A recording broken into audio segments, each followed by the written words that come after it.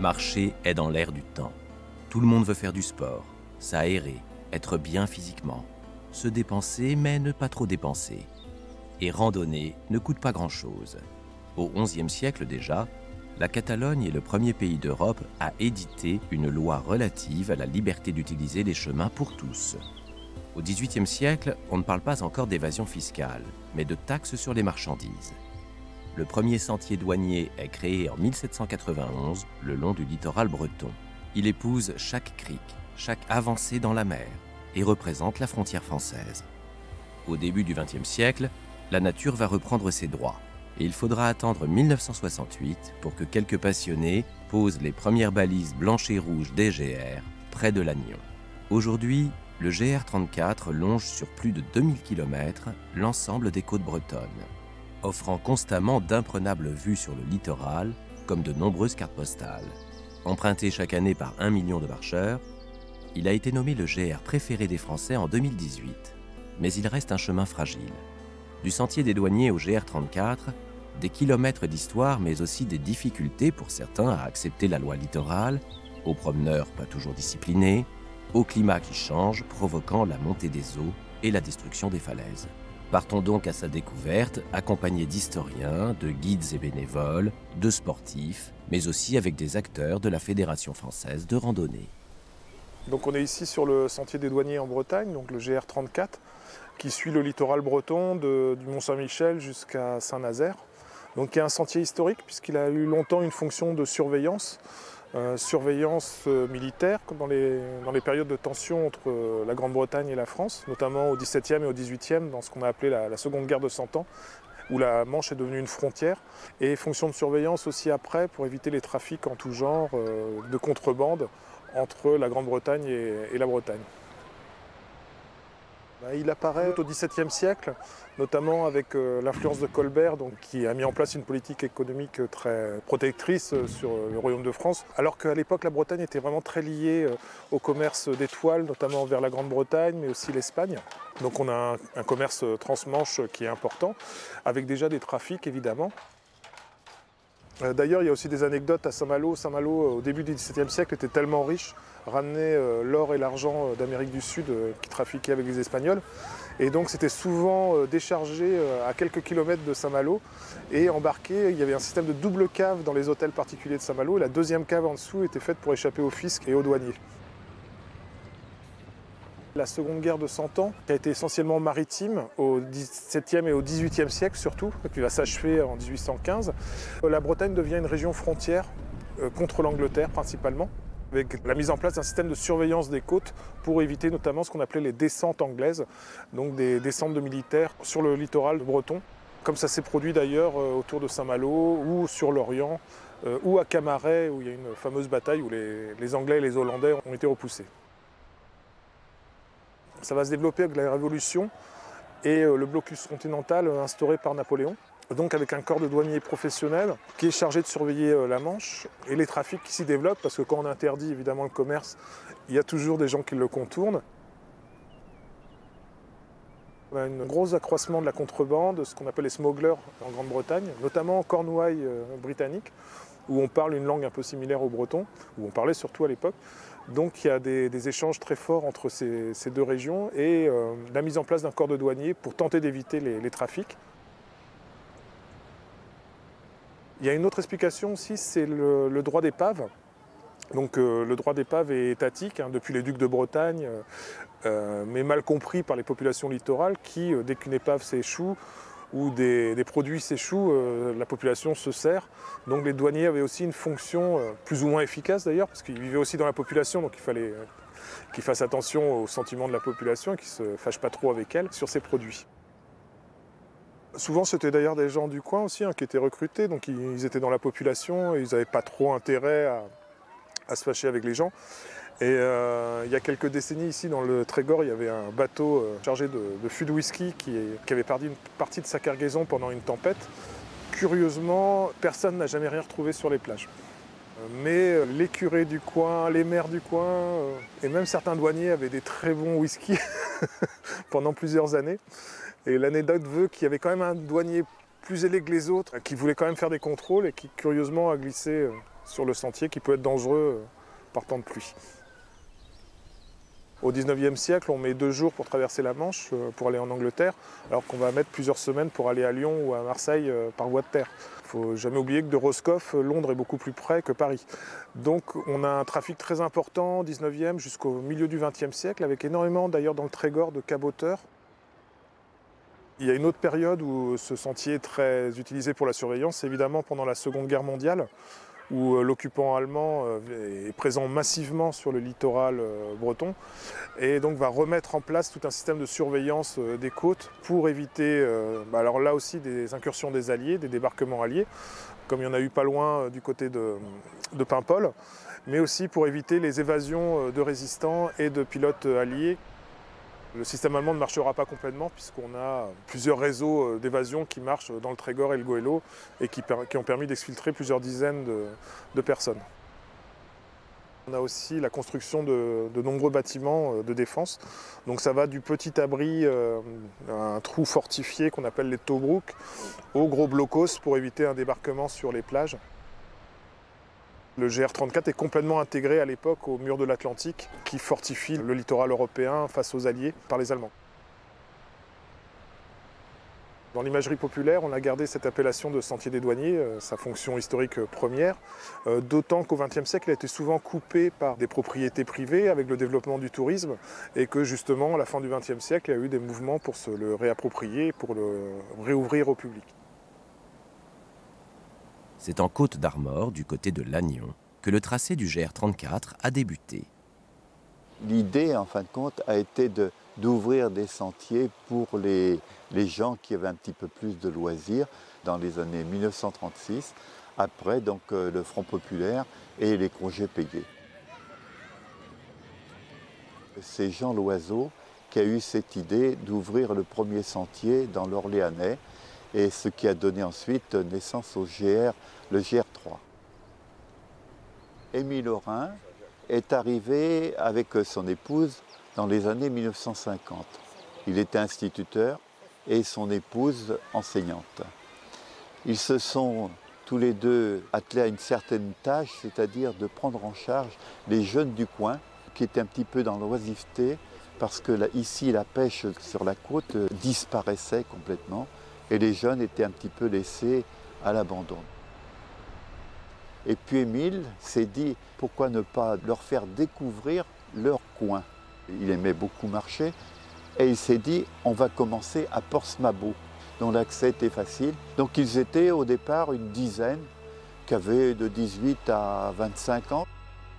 Et ils ont commencé le défrichage en grillant une saucisse avec ce qu'ils avaient défriché, etc. C'était bon enfant.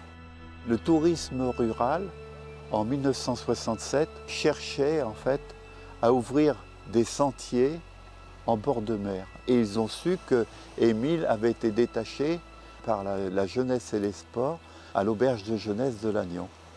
Donc ils l'ont contacté et Émile étant tout à fait favorable et ayant déjà commencé, et il a continué d'abord vers la pointe de Begleyguer.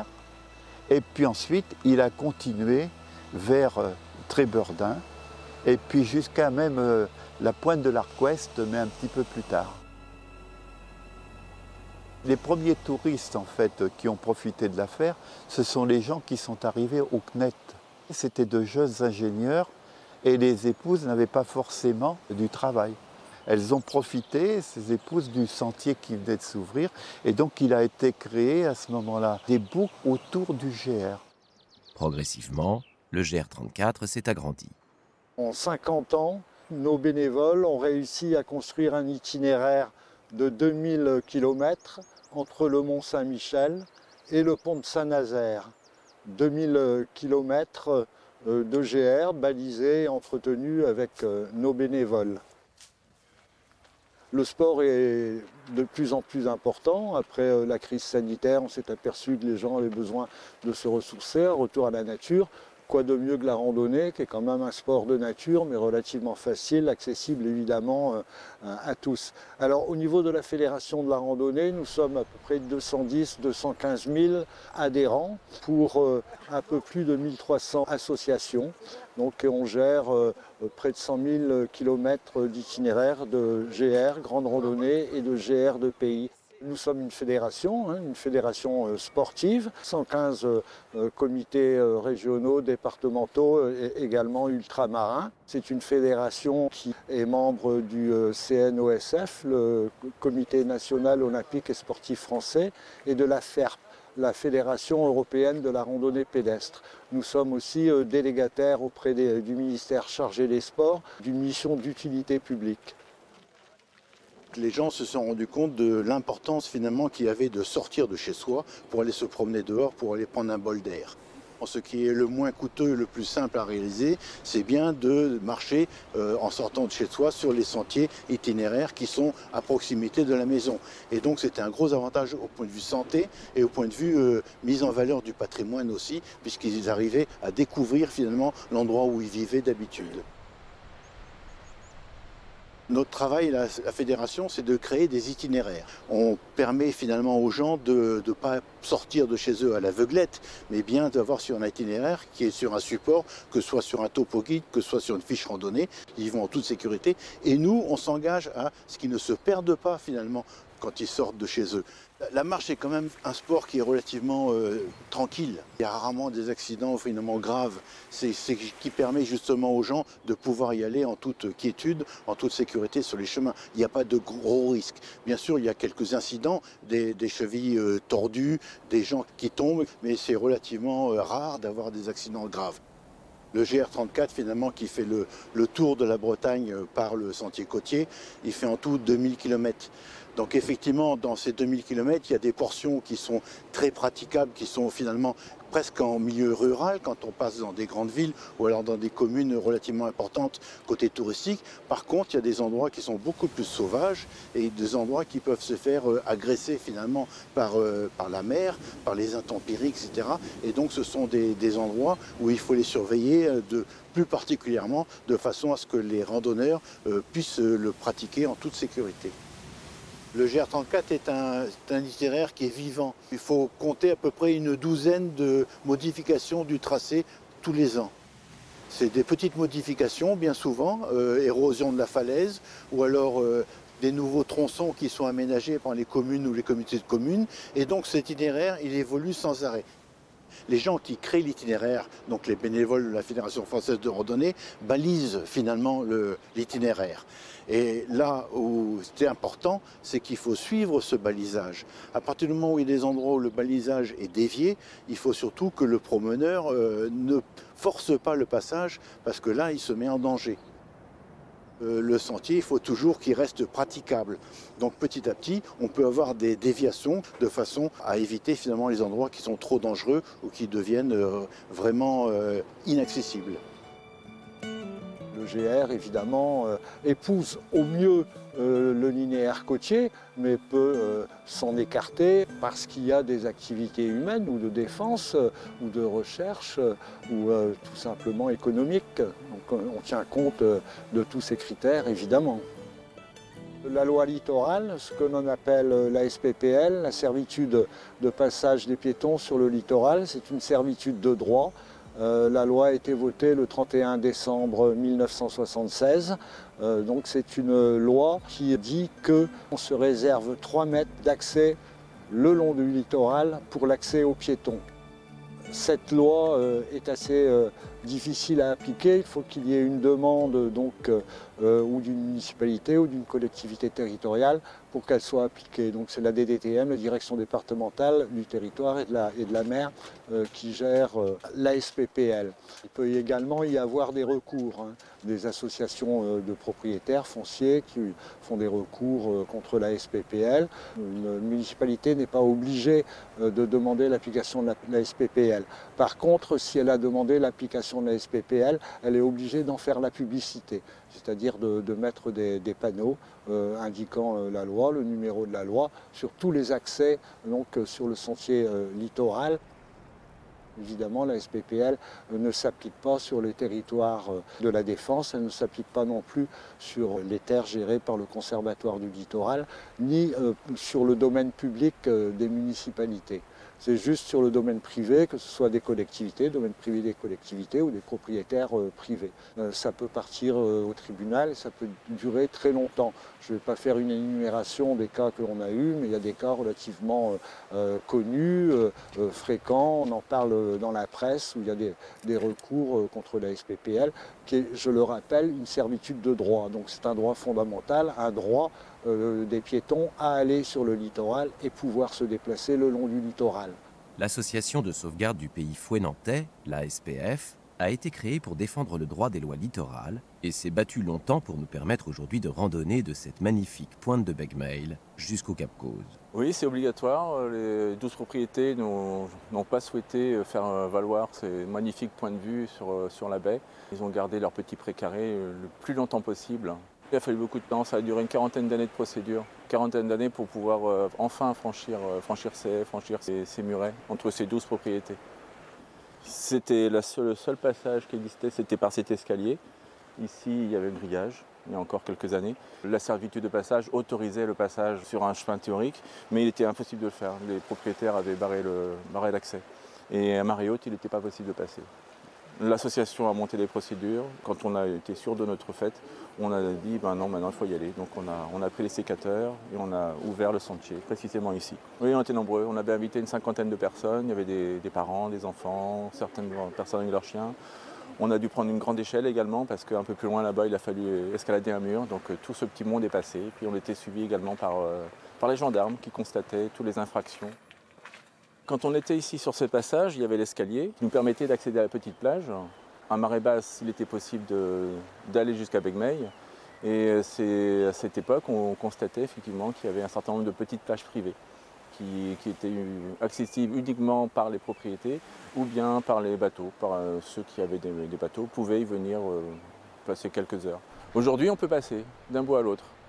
Simplement, par endroits, on passe entre des murs parce que certains propriétaires ne souhaitent pas que l'on voit soit de leur côté, soit côté mer parce qu'ils ont un petit kiosque privatif.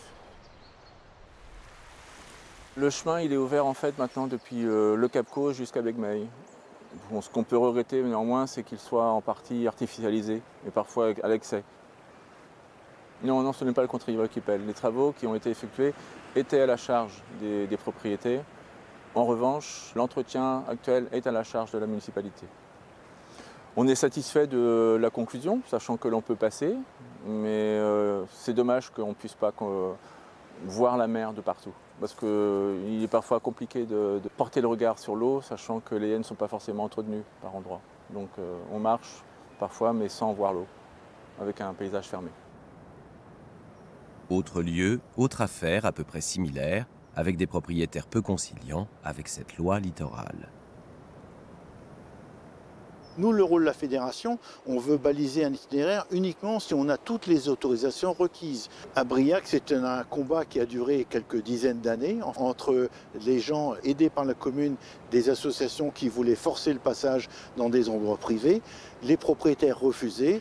Après différents recours, la décision de justice a été accordée et donc le passage a été autorisé. Une fois que le passage a été autorisé, nous, on peut baliser le nouvel itinéraire qui est magnifique et des vues qui sont absolument splendides du côté de Briac. La servitude de passage, soit elle est accordée, soit elle est refusée par le propriétaire et à ce moment-là, on rentre dans des décisions de justice. Mais de toute façon, l'itinéraire à baliser, lui, il est autorisé. Donc on demande aux randonneurs de toujours suivre l'itinéraire balisé. Ce n'est pas parce qu'à un moment, on verra sur la côte que le passage est possible qu'on peut y aller. On a le risque d'être sur une propriété privée ou dans un endroit qui est dangereux. Donc il est toujours recommandé de rester sur le chemin qui est balisé. Et l'exemple qui est derrière, il est très parlant parce qu'on voit bien qu'il y a un passage qui est possible. Donc le balisage, lui, il a été dévié, il ne passe plus par là. On ne peut pas empêcher des gens de continuer à passer à cet endroit qui est dangereux. À partir du moment où le passage devient impossible entre la propriété et le littoral, à ce moment-là, on est obligé de dévier l'itinéraire pour passer derrière un autre endroit un peu plus éloigné du sentier côtier. L'ensemble de l'itinéraire est autorisé pour les piétons. Certains tronçons sont uniquement réservés aux piétons, c'est-à-dire qu'ils sont interdits aux autres usagers, que ce soit des chevaux, que ce soit des vélos, c'est tout simplement interdit. Par contre, la préoccupation constante qu'on a, c'est que certaines communes, au contraire, veulent favoriser finalement l'accès du public, de tous les publics, sur l'Estran, donc sur le GR34. Et donc c'est là qu'il faut faire attention à ne pas mélanger finalement les différentes pratiques pour engendrer des problèmes de sécurité. Tout le GR34 sur le littoral, il passe par des communes et des communautés de communes. Donc le gros entretien du GR, ce sont les communautés de communes ou les communes qui s'en occupent. Quand il s'agit de mettre une passerelle, quand il s'agit de faire des travaux, quand un arbre est tombé par exemple, ce sera une intervention lourde, finalement c'est la communauté de communes ou la commune qui intervient. Les baliseurs interviennent sur les travaux légers, c'est-à-dire enlever de la vigne, du lierre, etc. Le baliseur intervient avec du petit outillage pour un entretien régulier sur les itinéraires et surtout ne pas laisser la végétation envahir ou cacher finalement les balises d'orientation. Et on n'est pas si nombreux que ça. En Bretagne, actuellement, on a à peu près 500 baliseurs. Tout le réseau des itinéraires de Bretagne est divisé en secteurs. Chaque secteur est attribué à une association qui ensuite répartit le balisage suivant les baliseurs. On peut poser des balises, soit des balises métalliques, soit des balises par autocollant, suivant les supports, ou soit de la peinture, carrément, quand on est en milieu naturel, la peinture rouge et blanche, finalement, au pinceau. Ce sont des couleurs normalisées. Pour les GR, c'est le blanc-rouge, c'est d'ailleurs une propriété de la Fédération de la randonnée pédestre. Donc blanc-rouge, les GR, et jaune-rouge, les GR de pays. Pour les itinéraires de promenade et de randonnée, c'est le plus souvent un balisage jaune. Nous avons 120 baliseurs officiels qui sont formés, qui suivent une formation sur 2 jours. À l'issue de cette formation, ils sont déclarés baliseurs officiels. Donc ils sont en charge du petit entretien, du balisage, donc de l'installation de la signalétique et également de la veille environnementale sur les sentiers. Cette veille éco-veille, c'est le dispositif Suricat qui permet donc d'être des sentinelles des sports de nature et de faire toute déclaration qui mérite d'être citée concernant le balisage, l'entretien, des chutes d'arbres, des falaises écroulées, des conflits d'usage. Le baliseur officiel peut avoir un secteur attribué. Donc il balise avec un collègue ou seul. Pour le passage sur un itinéraire, il faut demander, en fonction de qui est le propriétaire, une convention de passage et également une autorisation de passage. Une fois qu'on a cette autorisation de passage et de balisage, donc on installe la signalétique, les balises, éventuellement des jalons, des poteaux, des flèches directionnelles sur l'itinéraire. Donc ça c'est fait évidemment en partenariat avec les municipalités, mais aussi les collectivités territoriales et évidemment le département qui est aussi propriétaire de certaines parcelles. Ici, par exemple, nous sommes sur des parcelles qui sont en gestion au Conservatoire du Littoral. Donc nous entretenons aussi des rapports avec le Conservatoire du Littoral. Alors le Conservatoire du Littoral s'est créé en 1975, donc période où justement on s'est rendu compte d'une forte urbanisation sur nos espaces littoraux. C'est construit en fait dans le prolongement des lois littorales, donc avec l'idée d'aller encore plus loin et de racheter des espaces littoraux qui présentaient des caractéristiques écologiques, paysagères. On parle de biodiversité aujourd'hui, mais à l'époque c'était plus en ces termes. Et donc avec un objectif ultime en fait, à l'horizon 2050, de posséder un tiers du littoral français, ce qu'on appelle le tiers sauvage.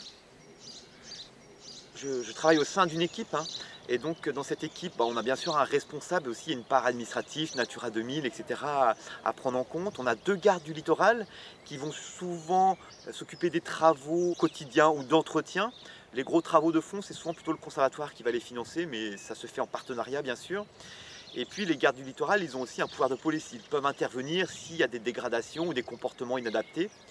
Et par rapport à l'entretien aussi des broussailleuses, donc on a une équipe technique de 7 agents qui vont intervenir beaucoup sur les espaces naturels et bien sûr sur les sentiers de randonnée aussi, qu'ils soient accessibles tout au long de l'année. ce sont tous nos sentiers de randonnée, qu'ils soient du GR34 ou même de la petite randonnée, qui vont contribuer justement à ce pourquoi les gens viennent ici en fait.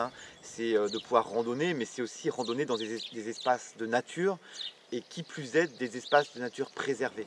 Quand on regarde les paysages ici, c'est ce qui nous saisit quand on arrive à la maison de la baie d'Audierne ou avec les espaces protégés ici, les dunes. Ce sont ces grands espaces littoraux sans arbres, avec ce côté, souvent c'est un adjectif qui vient à la bouche des personnes qui arrivent, c'est le côté sauvage. Cette dune, c'est la plus grande du Finistère, 11 km de dune, on la traverse, on arrive sur la plage, des plages immenses aussi. Donc c'est vrai que le randonneur est saisi un peu par la particularité de ce paysage. Et c'est vrai qu'il y a un point de chute, c'est cette structure qui a été construite par les Allemands pendant la Seconde Guerre mondiale pour extraire les galets qui se trouvaient sur la plage, ce qu'on appelle l'Hérouville en Bretagne, la chaussée de galets. Mais on peut monter sur le talus d'accès qui donnait accès aux petits trains qui arrivaient sur ce mur. On est sur une situation, un endroit où on embrasse toute la baie d'Audierne, depuis la pointe du Raz jusqu'à la pointe de Pamar. Et c'est un lieu, pour peu que les lumières soient bonnes, qui est vraiment saisissant et qui peut procurer une véritable émotion pour les randonneurs ou tous ceux qui viennent observer le paysage.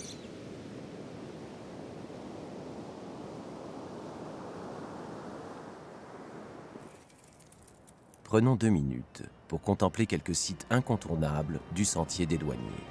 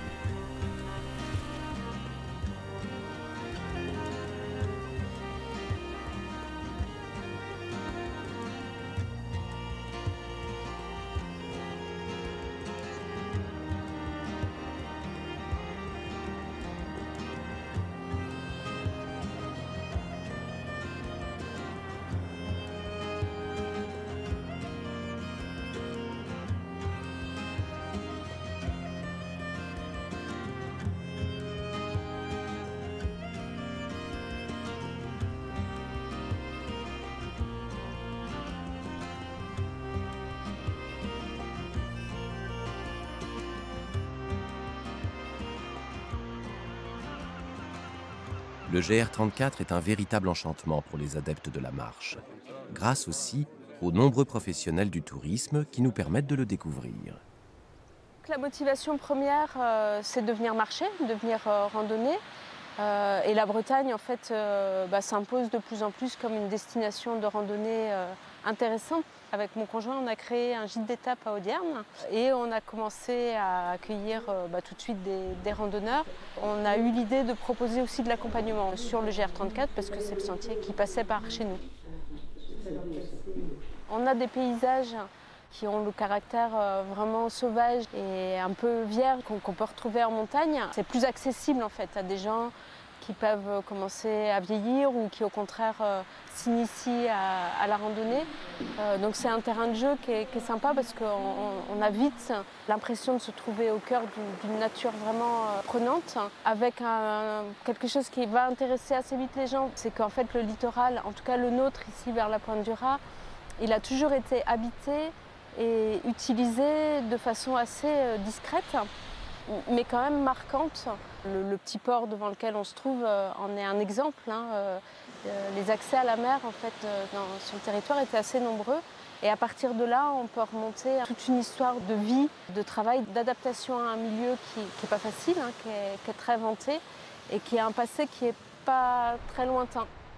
Évidemment, il faut aussi parler des phares, parce que quelque chose qui intéresse beaucoup, qui intrigue beaucoup, c'est la construction des phares, c'est quelle pouvait être la vie des gardiens dans ces édifices qui sont vraiment à portée de vue de la côte, mais en même temps avec un isolement qui est énorme. Donc voilà, l'humain en fait devient vite aussi un centre d'intérêt des gens qui viennent marcher. Ce que j'ai envie de montrer, moi, c'est un peu un lieu de vie. Ce lieu de vie, effectivement, il a un cadre naturel un peu exceptionnel, mais c'est aussi un territoire qui est habité et qui aujourd'hui même, on peut dire, après s'être un peu vidé de... Enfin, il y a beaucoup de gens qui sont partis pour des raisons professionnelles il y a quelques décennies. Aujourd'hui, c'est un territoire qui attire aussi des gens qui viennent s'installer pour produire différemment. Et moi, ça m'intéresse beaucoup parce que ces gens qui produisent différemment produisent des produits qui vont me servir, moi, pour mes pique-niques, pour mes repas, et puis pour parler aussi d'une autre façon de vivre. Quand on marche, on aime bien le moment du pique-nique et le moment du repas, c'est super important. Mais si en plus, c'est des produits qui viennent du territoire et qu'on a la chance de pouvoir croiser les gens qui se sont installés là pour élever des chèvres, pour distiller de l'eau de vie, pour brasser de la bière, etc. Ça crée naturellement en fait, des rencontres et puis une dimension un petit peu différente. On est un groupe, les gens viennent marcher, ils ne se connaissent pas en arrivant, mais ils arrivent avec un peu toutes leurs questions, souvent de citadins, voilà, par rapport à l'environnement. Il y a des discussions qui sont très intéressantes, des allers-retours qui sont très intéressants en fait, entre ce que les gens ici vivent à la côte et puis ce que les gens qui viennent marcher, peut-être c'était pas ça qu'ils étaient venus chercher, mais en tout cas c'est ça qu'ils trouvent. Le formatif de mes séjours, c'est 6 jours, et 6 jours c'est presque pas assez.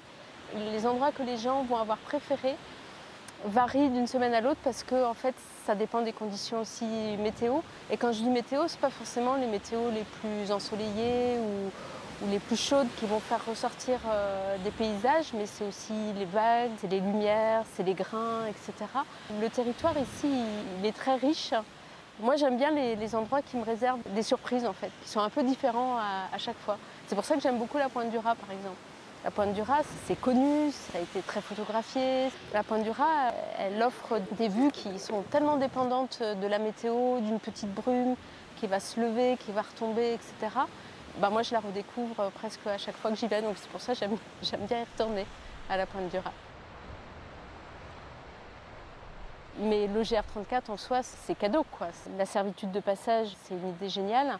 Et le fait que la Fédération française de randonnée pédestre ait assuré cet itinéraire qui s'appelle GR34, fasse en sorte qu'il soit balisé, qu'il soit entretenu, c'est un outil de travail formidable pour nous, hébergeurs ou accompagnateurs. On est un petit peu excentré, on est un petit peu loin de tout, mais enfin, on est beaucoup moins loin que d'autres destinations. La particularité du GR chez nous, c'est que c'est une succession de montées et de descentes. Donc l'avantage, c'est que les descentes sont courtes par rapport à des régions de montagne où les descentes, c'est épuisant pour les articulations, on risque de se casser la figure, etc. Là, on a la chance d'avoir des descentes qui sont courtes et puis des successions de montées. Donc ça fait travailler le cœur, ça fait travailler les muscles, mais de façon raisonnable, quoi. Alors je travaille avec une petite agence régionale qui s'appelle la Compagnie des Sentiers Maritimes, qui est basée à Rennes. Alors je dis petite agence, mais c'est une agence vraiment sérieuse et qui propose beaucoup de séjours sur la Bretagne. C'est par eux que passent les inscriptions des randonneurs individuels. Parce qu'eux, ils ont la visibilité en fait, et le savoir-faire de trouver 10 à 12 personnes qui ne se connaissent pas avant de commencer à marcher ensemble avec moi. Alors, ça fait 30 ans que l'agence a été créée donc, par Joël Gorin, le responsable directeur de l'agence. Elle est destinée à organiser des séjours pour des randonneurs en Bretagne sur le GR34 notamment. Ce n'est pas uniquement le GR34 mais c'est en grande partie notre travail. Donc on est une petite agence. Il y a encore 2 ans, on n'était que 4 en réservation. On a doublé nos effectifs puisqu'il y a eu un fort engouement pour le GR34, pour la Bretagne. On n'a pas beaucoup de passages à l'agence. C'est principalement des appels ou des mails ou des réservations sur notre site internet. Alors on a 2 types de séjours. On a les séjours liberté. Donc on a des séjours qui sont déjà établis sur notre site mais qu'on peut complètement adapter à la carte sur mesure. C'est-à-dire c'est le Tour de Bretagne à pied, c'est 2000 km de sentier, donc le GR34, avec 22 séjours qui se combinent, qu'on peut combiner les uns après les autres. On peut en faire qu'un seul, on peut en faire 10 à la suite. Voilà. Donc ça, ce sont les séjours individuels. On organise les réservations des hébergements, le transfert de bagages, les dîners éventuellement, les traversées maritimes lorsqu'il y a des îles. Puis après, nos clients randonnent librement avec un carnet de voyage qu'on leur remet, avec des cartes IGN, avec nos propres indications pour retrouver le sentier. C'est à peu près la moitié de nos clients. Et puis ensuite, l'autre moitié, ce sont des séjours accompagnés. Donc là, c'est accompagné avec un guide connaissant parfaitement la Bretagne. Donc certains qui sont sur des secteurs et qui n'en bougent plus, ils sont spécialisés vraiment sur Roscoff ou Belle-Île. Et puis d'autres guides avec qui on travaille et qui connaissent l'intégralité des séjours. Par exemple, le séjour de Marie à la Hotte, c'est un séjour un peu particulier parce que c'est le seul séjour où l'accompagnatrice fait également hébergeur. Donc elle a son propre gîte et elle propose son séjour en étant elle-même accompagnatrice. Il y a des régions qui sont beaucoup demandées, peut-être voire trop, je dirais.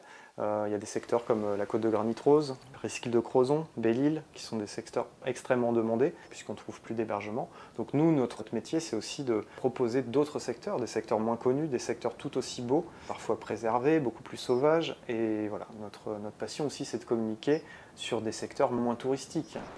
Il y a un engouement pour la marche, pour l'extérieur, pour le côté aussi local. En 7 jours, on découvre finalement peu de kilomètres, on fait une centaine de kilomètres, mais voilà, au rythme de la marche, tranquillement. C'est le GR34 que je suis les panneaux, les petits affichages, les balisages blancs et rouges. J'ai déjà fait plus gros, là j'étais en Corse l'été dernier, j'ai fait le GR20, mais là c'était juste une petite balade, voilà, quelques jours. C'est 5-6 heures max, ouais. J'ai fait des plus grosses journées, mais là c'est histoire de voilà. Puis s'arrêter, profiter un peu, bouquiner, profiter des petites plages, des gens, des rencontres. C'est agréable aussi, c'est comme ça qui est sympa de marcher quoi. Là il y a du soleil, c'est agréable. Et donc je me suis arrêté une fois en camping, planté la tente, une fois dans une maison associative autour de la permaculture, tout ça. Là. Et là, la nuit dernière en auberge. D'autres professionnels du tourisme proposent également leurs services sur le GR34. Les randonneurs qui viennent sur le GR34, on est juste en face ici, ils passent juste devant. Donc on est voilà, l'étape en général entre Concarneau et Pont-Aven et ça permet d'avoir un vrai lit, une table et aussi pour s'asseoir, ce qui est après une belle journée de rando est quand même souvent apprécié. C'est la cabanerie qui fabrique ça, c'est une entreprise bretonne. Et ils ont développé, ils ont décliné des nouvelles cabanes, ça c'est leur premier modèle. C'est vrai qu'on rentre dedans, mais non, en général, les gens sont plutôt contents. Ça fait un petit hébergement insolite, c'est assez cosy. On a eu beaucoup de demandes de randonneurs et ceux qui n'avaient pas de matériel, c'était compliqué pour eux de trouver un hébergement en dur avec équipement à moindre coût. Puisque sur les mobil-homes, on est forcément sur des tarifs plus élevés. Donc les cabanes, là, celui-ci permet de coucher 4 personnes et on est sur un tarif qui est quand même plus abordable pour les randonneurs. Et il y a toujours l'électricité dans les cabanes. Même des randonneurs qui sont souvent équipés avec leur tente se disent pour une fois sur le trajet, ils vont se prendre un petit peu de confort pour dormir dans un vrai lit avec un vrai matelas sans la tente à monter. À la pointe de Trévignon, quand on vient de Tréguin, on a quelques kilomètres dans un sable un peu épais et un peu dur pour les mollets, donc les gens sont contents d'arriver ici et de pouvoir se poser tranquillement. Le camping est sur le GR34 parce que le chemin du Cannes fait partie du GR34. Sur notre site déjà, quand on regarde le site du camping, on met en avant qu'on est sur le GR34. Et on a quand même pas mal de randonneurs qui viennent ici. En général, ils le font en plusieurs étapes, parce que Pérouse-Direct-Tréverdun, ça fait quand même un bout. Ils mettent 3-4 jours en général pour le faire. Nous, on est ici. Cette carte, c'est l'Office du tourisme qui nous l'a fournie. Et je trouve qu'elle est vraiment bien déjà parce que je trouve qu'au niveau pour les touristes, elle n'est pas très grande. Ça leur permet vraiment de bien visualiser le petit coin Trébordin, l'île Grande, Landrélec, Pérouse, Trégastel. Et je trouve qu'elle est simplifiée. L'avantage du GR34, effectivement, c'est qu'il est magnifique. Ce sont des paysages qui sont très variés, très changeants et qui donnent envie finalement aux usagers de venir prendre un bol d'air et puis regarder le paysage. Donc nécessairement, on a les différents offices de tourisme ou les communes qui veulent mettre en valeur les tronçons de GR34 qui sont sur leur commune. Donc la mise en valeur a quelquefois des limites parce qu'à partir du moment où on aménage quelque part trop bien l'itinéraire, il devient accessible pour toutes les modalités. Et là, ça devient un problème de circulation sur le GR34. Ces nombreux problèmes ont mené la région et le comité régional du tourisme à réaliser une étude. Ce projet d'étude, il a été mis en place en 2018 suite à la grande étude de fréquentation qu'on avait réalisée en 2016 qui nous montrait l'attractivité forte pour les visiteurs de la Bretagne de se promener sur le littoral et donc par voie de conséquence forcément sur le GR34. Donc on a voulu aller un petit peu plus loin pour mieux comprendre pourquoi le GR34 et quelles pratiques en fin de compte ils avaient au cours de leur séjour du GR34 et comment est-ce qu'ils l'utilisaient, s'ils étaient satisfaits, etc. etc. C'est 49 systèmes de comptage qui maillent les 2000 km de GR qui nous ont permis d'avoir des données très quantitatives de fréquentation. Mais ces données, elles ne sont pas qualifiées, on ne sait pas qui marche, on sait juste qu'il y a eu un marcheur à un moment donné sur le GR. Donc derrière, on a couplé ce maillage de compteurs, de systèmes de comptage, d'enquêtes en face à face auprès des usagers du GR34 pour aller chercher de l'information aussi bien sur leur profil que sur leur consommation, leurs attentes, leurs pratiques, quelle distance parcourue, combien de temps sur le GR34, pourquoi sur le GR34 cette balade. On a pu extrapoler ces données en fonction des données de comptage, justement. Donc 9 millions d'usagers sur le GR34 qui ont randonné, qui se sont baladés tout au long de l'année pour des distances très courtes ou beaucoup plus longues. En moyenne, on est sur 10 km par sortie. C'est aussi bien des touristes que des locaux. Et c'est là où on voit que le GR34 fait partie de la vie des Bretons. Ils se sont totalement appropriés comme lieu de vie, comme lieu de balade. Les niveaux de fréquentation les plus élevés, ils sont vraiment observés sur des points stratégiques du GR34. Alors la côte de Granit Rose, surtout que ça a été élu quand même le GR préféré des Français, donc sur cette portion-là tout particulièrement. Et puis ils vont attirer également tout ce qui va être les pointes et les caps et les presqu'îles. Donc Cap Fréhel, Pointe du Groin, Pointe du Raz, presqu'île de Quiberon. On va vraiment avoir de la fréquentation plus marquée sur ces espaces-là. Le GR34, c'est une source importante de revenus pour le territoire. Si la dépense individuelle au cours de la balade, elle est faible, elle est inférieure à 3 €. Donc, il y a un petit peu d'inflation dessus, on va dire qu'elle est aux alentours de 3 € par personne lors de la balade, elle reste relativement faible. Mais si en plus on prend en compte des personnes qui sont motivées pour venir séjourner en Bretagne pour profiter du GR34, là on est sur des montants beaucoup plus élevés et on arrive aux alentours de 200 millions d'euros de retombées économiques pour les territoires de personnes ayant randonné sur le GR34. C'est vraiment un lieu emblématique, c'est le plus maritime des sentiers de randonnée pédestre, c'est 2000 km qui longent le littoral du Mont-Saint-Michel au pont de Saint-Nazaire, c'est globalement 2% de l'offre de grande randonnée pédestre en France. Différentes activités sportives utilisent également le GR. En marche nordique, c'est des personnes qui vont vouloir une activité un peu plus tonique que la marche classique, que la balade ou que la randonnée. C'est plus tonique, mais toujours en pleine nature. Et ils viennent parce qu'il y a aussi l'effet de groupe. L'effet de groupe permet d'avoir cette émulation et de se forcer un petit peu. Donc c'est actif 40 ans à peu près et senior jusqu'à 80 ans. Sachant que la personne qui a 80 ans, elle marche plus vite que beaucoup d'actifs. Marcher en pleine nature, marcher dans l'eau, marcher avec des bâtons, rouler même si ce n'est pas sur le sentier à côté, ça va apporter énormément. C'est juste l'activité qui va être en marche nordique un peu plus tonique. La marche aquatique, donc on est lié à l'eau, on n'est pas loin, comme on dit, du GR. On rajeunit, on se rafraîchit, on se fait du bien.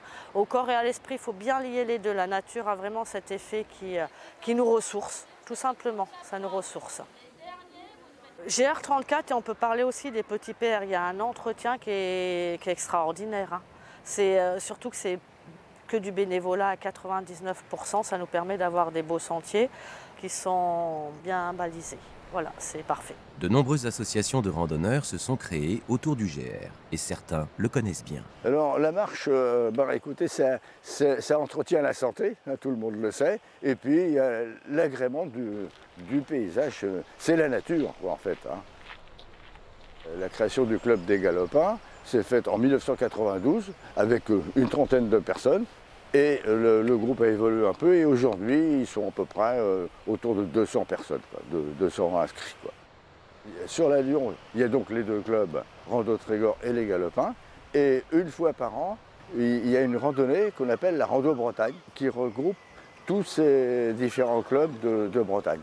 Et puis il y a des gens qui viennent d'ailleurs, il y a eu des Parisiens, il y a eu des gens du Midi. Donc tous ces gens-là se retrouvent, alors il y a, je dirais, peut-être des fois entre 400 et 500 personnes. Là. Alors il y a la particularité de la Bretagne et de sa Rando Bretagne, mais la plupart de nos comités, que ce soit les comités départementaux, régionaux, organisent ce genre de manifestation. Qui peut prendre des titres différents. Nous, c'est la Rando Bretagne. Donc la Rando Bretagne va chaque année d'un département à un autre, hein, dans chacun des 4 départements bretons. Pendant 2 ans, il n'y a pas eu de Rando Bretagne à cause évidemment de la crise sanitaire. Elle reprend cette année gaillardement. L'hébergement est à Douarnenez. On va en étoile aller sur 9 destinations du Sud Finistère. Cette année, la reprise en 2022, c'est le Sud Finistère. En 2017, c'est le Nord Finistère et l'intérieur du Finistère qui avaient été mis en valeur. Tous les membres de l'association prennent leur licence à la Fédération française de randonnée. Et c'est un peu dommage justement de ne pas avoir assez de randonneurs licenciés, parce que la plupart des promeneurs, la plupart des randonneurs, ils utilisent finalement les itinéraires sécurisés et balisés par la Fédération française, sans se rendre compte que finalement derrière, il y a un énorme travail des bénévoles. Notre principale préoccupation, c'est la sécurité des usagers. Donc à partir du moment où il y a une trop grosse fréquentation ou alors une fréquentation qui entraîne une érosion du chemin, là ça devient problématique, on est obligé d'intervenir, soit pour sécuriser, soit pour diminuer finalement la fréquentation. Il y a des conséquences qui sont déjà visibles. Depuis quelques années, le nombre d'incidents liés à des tempêtes augmente considérablement. On a des pans de falaises qui s'écroulent parce que c'est sapé à la base. La mer monte de plus en plus haut. Avec le changement climatique, on a des élévations du niveau de la mer. Autre conséquence évidente aussi, avec l'élévation du niveau de la mer, c'est le sable qui est emporté, donc les cordons dunaires, les plages de sable qui tendent à disparaître. Donc toutes les parties qui sont très basses en bord de mer, où là on est à un niveau 0, il y a des risques d'inondation pour les habitations très proches. Ça c'est, je dirais, à une échelle assez grande. Et puis au niveau très fin, le changement climatique sont aussi des orages. Donc ils vont accélérer le ravinement sur le chemin. Donc non seulement le chemin il disparaît parce qu'il est attaqué à la base, ou bien parce que les cordons de dunes disparaissent, et puis le chemin en lui-même est de moins bonne qualité parce qu'il y a du ravinement, la pierre apparaît davantage. À l'occasion d'un éboulement, on a eu tout un pan de falaise là, qui est parti, à la fois la terre, le sable qui était en surface, et la roche qui était en dessous, et les arbres qui étaient au-dessus qui sont morts maintenant parce que les racines sont presque à l'air. Et donc le chemin a été reculé de quelques mètres pour la sécurité des randonneurs. Il y a d'autres parties du littoral le long du GR34 où effectivement il y a eu des lotissements entiers construits quasiment au niveau de la mer. Donc si le niveau de la mer monte, les propriétaires peuvent craindre pour leurs habitations. Dans 50 ou 60 ans, il n'en restera peut-être pas grand-chose. On a beau construire des digues pour les protéger, je pense que ça ne suffit pas, quoi. On parle souvent de la surfréquentation des chemins côtiers. Moi, j'ai tendance à dire que ce n'est pas une surfréquentation liée aux randonneurs, c'est une fréquentation liée aux promeneurs. Ils vont venir avec leur voiture au plus près, ils vont faire une balade d'une demi-heure, ils ne connaissent pas forcément les bons usages, ils ne vont pas forcément rester strictement sur le chemin, ils ne vont pas avoir des bâtons avec des embouts en caoutchouc pour ne pas abîmer les chemins. Les randonneurs qui sont vraiment habitués à la randonnée, ils connaissent, ils savent que l'érosion, ça leur pose problème. Il y a une demande croissante pour la randonnée, d'une part.